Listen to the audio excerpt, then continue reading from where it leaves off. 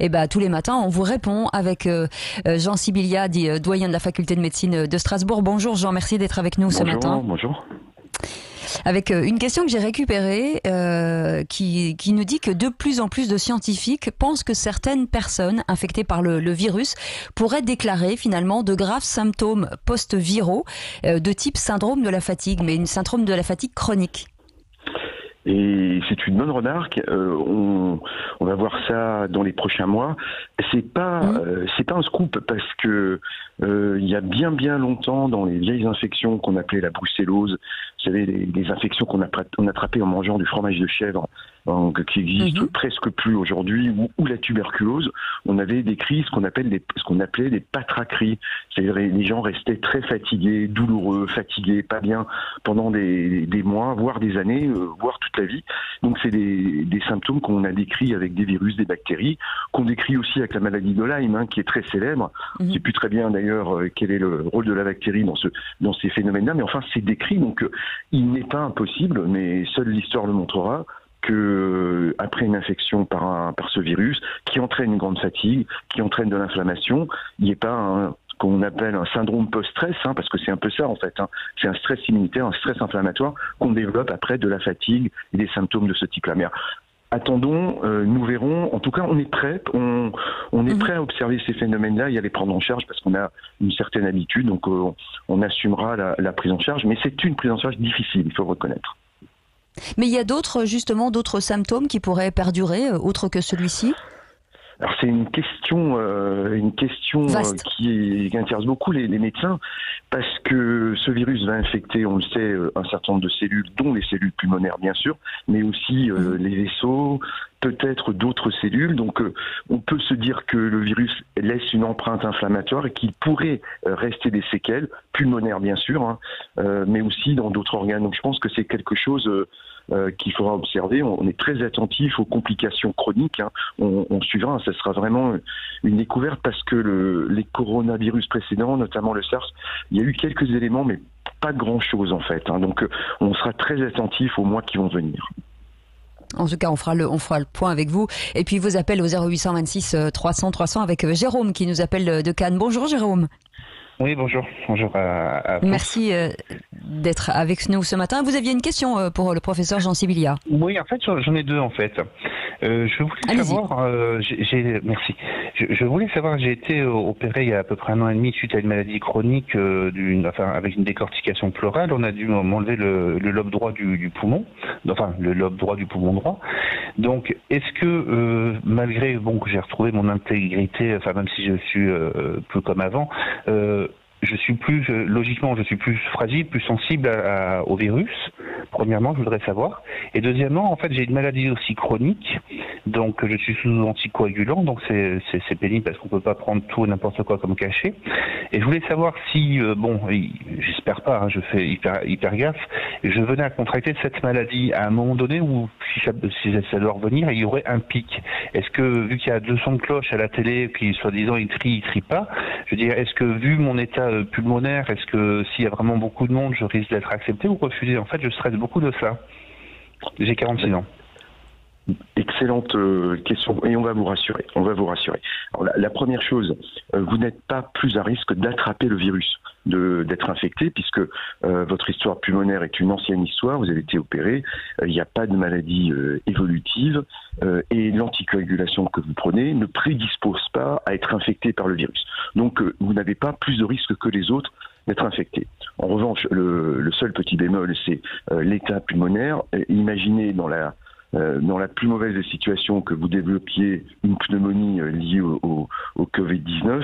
Effectivement, si vous développez une pneumonie sur un poumon et demi, c'est plus sévère que sur 2 poumons intègres. Vous voyez, donc le seul risque est là finalement. C'est le principe d'ailleurs, si vous n'êtes pas le seul, tous les patients qui ont ce qu'on appelle une insuffisance respiratoire chronique, qui est liée à un emphysème du tabac par exemple, ou d'autres choses comme ça, évidemment si vous avez une pneumonie sur un poumon qui fonctionne moins bien, la pneumonie potentiellement peut être plus sévère. C'est votre seul petit risque sans euphémisme. La deuxième question que vous posez, est-ce que en cas d'accident, vous seriez pris en réanimation? Mais bien sûr. Rassurez-vous, d'abord vous êtes tout jeune, vous avez 46 ans, et puis votre histoire médicale, elle n'indique en rien le fait qu'il y ait un choix au moment d'une éventuelle réanimation. Donc vraiment, sortons de ce fantasme-là, qui est un fantasme très négatif. Franchement, les médecins, à la fois aux urgences, en réanimation, voilà, tout le monde doit être pris, tout le monde doit être soigné, tout le monde doit être réanimé. Après, évidemment, il y a des situations extrêmes, d'âge extrême, mais vous, dans votre situation, mais vraiment, soyez totalement rassurés. Je pense que si jamais, mais ça n'arrivera pas, rassurez-vous, ça n'arrivera pas. Ça me rassure parce qu'il y a de quoi psychoter, quoi. Mais je comprends, je comprends. Mais n'écoutez pas ce qu'on dit, qu'il y a des tris, on choisit. Non, non, ça se passe pas comme ça, en fait. Il faut vraiment rassurer les gens. C'est vraiment pas comme ça. En tout cas, ça ne s'est pas passé comme ça. D'accord, merci beaucoup. C'est rassurant. Ouais. Parce que moi, avec les enfants, tout ça, on dit, mais papa, ils flippaient, si t'es malade, tu restes à la maison, tu meurs à la maison. C'est vrai qu'il y a bout d'avant, on psychose quand même. Hein. Donc, soyez rassurés. Et ben voilà, vous voilà rassurés. Je suis rassuré. Oui, beaucoup. Merci beaucoup, Jérôme, de nous avoir appelé. Et puis on passe à Gaëtan qui nous appelle de Quimper. Bonjour Gaëtan. Bonjour à tous, merci de me prendre en ligne et bravo à Sud Radio avec pour plaisir. en parler. Alors j'ai deux questions pour le docteur, très simples, concernant la chloroquine. La première, c'est sachant que le traitement de la chloroquine est assez court, le corps a-t-il suffisamment de temps pour créer des anticorps? En d'autres mots, un patient est-il protégé du Covid-19 après un traitement à la chloroquine? Et la deuxième question, si on écoute le professeur Raoult, il semblerait que la chloroquine soigne rapidement, au bout d'une 8aine de jours, alors que sans chloroquine, 98% des malades sont bien sûr guéris naturellement, mais ça prend 3 semaines environ. Donc, est-ce que la chloroquine permet de guérir plus vite et de souffrir moins longtemps? Et est-ce qu'elle permet aux malades d'être moins contagieux et moins longtemps, sachant qu'elle semble réduire la charge virale? Et si oui, pourquoi alors n'utilise-t-on pas massivement pour réduire la propagation du virus? Voilà mes questions. Alors on y a beaucoup répondu déjà à cette question, mais peut-être qu'on peut apporter un autre point de vue, hein, Jean Sibilien. Absolument. On le dit souvent, la pédagogie, c'est répéter les choses. Donc on va essayer de répéter les choses. Je pense que c'est important de répéter les choses simples. Je vais essayer de le dire le plus simplement possible. La chloroquine ou l'hydroxychloroquine, hein, ces deux molécules sont chimiques, hein, c'est de la chimie, sont deux molécules sœurs. Elles ont comme action essentielle d'empêcher le virus de rentrer dans la cellule, ou en tout cas de s'ouvrir dans la cellule. Donc ce n'est pas un mécanisme d'immunisation. Vous voyez, on ne s'immunise pas avec la chloroquine. Simplement, la chloroquine empêche le virus de se disséminer dans nos cellules. Donc, ce qui est d'ailleurs l'argument qui a été évoqué, qui est certainement juste, ce traitement, s'il est efficace, il doit être efficace plutôt en début de maladie, lors des premiers symptômes, pour empêcher que le virus diffuse. Mais ça n'a aucune action sur l'immunisation. Vous voyez. Donc, si vous prenez le médicament, à condition qu'il ait imprégné suffisamment vos cellules, c'est un des sujets d'ailleurs un peu controverse, il va vous protéger de la diffusion du virus. Pourquoi je vous dis qu'il est important de comprendre qu'il vous protège très tôt? C'est que ce médicament, quand on le prend, avant que les taux de médicaments soient tout à fait stables dans votre sang, il faut, et on le sait, plusieurs jours, voire plusieurs dizaines de jours.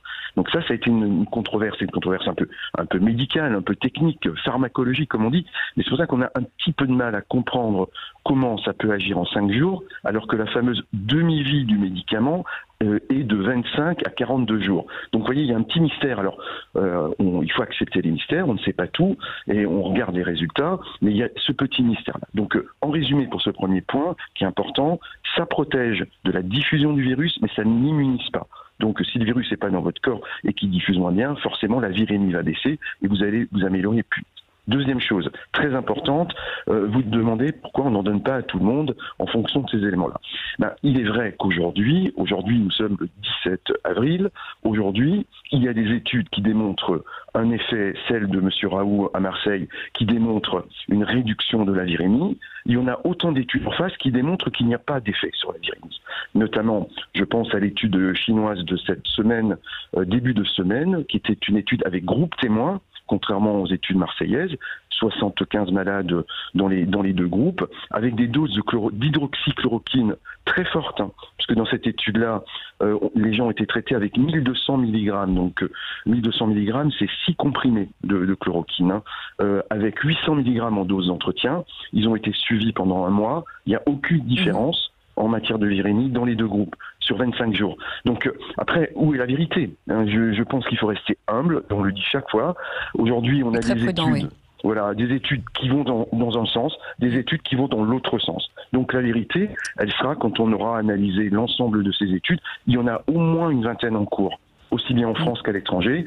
Et donc on verra. Aujourd'hui, sincèrement, je souhaiterais de tout cœur que ça fonctionne, bien sûr, comme tous les médecins. Mais aujourd'hui, mon intime conviction ne me permet pas de savoir, enfin, je n'ai pas une intime conviction définitive sur le sujet. Donc, en d'autres termes... N'allons pas trop vite. Voilà, n'allons pas trop vite. Et la conclusion, quand vous n'avez pas de conviction absolue, c'est on teste, on reteste, on refait des études jusqu'à ce qu'on ait pu prouver l'une ou l'autre des hypothèses. Donc c'est très important. Et dernière petite chose, Cécile et Patrick, très important, rappelons que le traitement ne sera où? C'est chloroquine, enfin hydroxychloroquine et azithromycine. Donc je crois que si on veut vraiment répondre à la question, et je regrette effectivement qu'on ne puisse pas y répondre aujourd'hui, il faudrait des études construites sur le même schéma que celle de M. Raoult, mais avec des groupes témoins, c'est-à-dire hydroxychloroquine plus azithromycine. Peut-être que l'azithromycine apporte quelque chose. Les médecins en ont parlé hier ou avant-hier, les médecins de Lorraine utilisent avec... Alors, ça n'a pas de valeur scientifique, mais c'est quand même la valeur de l'homme de terrain qui a vu des choses. Mais ça doit se traduire dans des essais, dans des résultats concrets. On ne peut pas faire n'importe quoi. Il y a toujours un petit danger ou un grand danger derrière. Oui, et c'est vrai, beaucoup, c'est ce que nous disait, oui, absolument, le professeur Rennes, du chef du service infectieuse du CHU de Montpellier, qui était aussi avec nous ce matin à 7h10, et il nous disait qu'il travaillait justement sur ce que vous évoquiez à l'instant. Merci Jean Sibilia. Sur la Chine, on va en reparler dans un instant, parce qu'est-ce qu'il faut croire les Chinois? Ça, c'est une véritable question. Donald Trump a émis beaucoup de doutes il y a quelques jours, et maintenant Emmanuel Macron aussi. Nous en parlons juste après les infos de 9h, et puis on va revenir aussi sur évidemment Christophe, Aline notamment, les marionnettes, etc. Disparition cette nuit. Merci beaucoup Jean Sibilia, doyen de la faculté de médecine de Strasbourg. Merci Jérôme, merci Gaëtan pour vos appels au 0826. Ce numéro peut vous servir aussi pour nous parler de Christophe. Et on en parlera avec certaines personnalités aux alentours de 9h30. Restez avec nous, les 8.